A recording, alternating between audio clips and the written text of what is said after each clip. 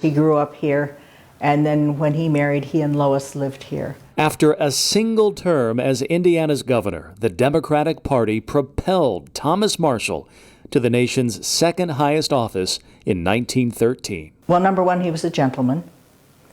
Number two, he had a very quick sense of humor. His humorous quotes are the writing on the walls at the Whitley County Historical Museum, which is his former home in Columbia City. What this country needs is a good 5-cent cigar.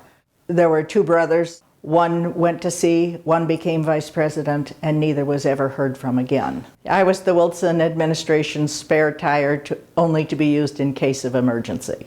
That latter quip referring to his one shot to become acting president. Thomas had the opportunity to take over the government as president at that time because Wilson had been incapacitated, but no one knew the extent, and he felt it was improper for him to take over the reins of the government while Wilson was still alive.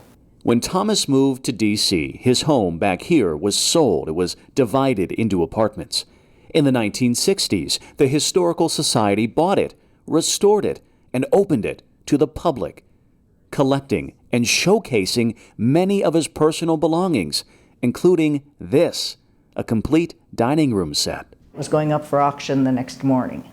So the museum had to scramble to follow the paper trail to make sure that it was the correct dining room set, and then to raise the money. And they sent a representative to the auction the next morning. He had X number of dollars, and he was afraid that if the bidding got started that he'd be outbid.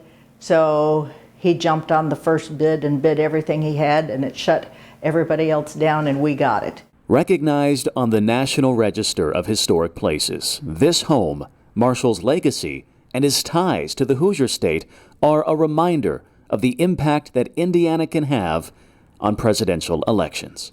Indiana is considered a swing state, and that's why we had so many vice presidents, because people would vote for the local man, whichever party.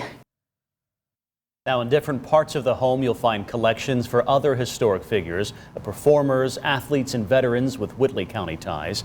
The museum is closed in January, but you can arrange for the home a visit privately by request.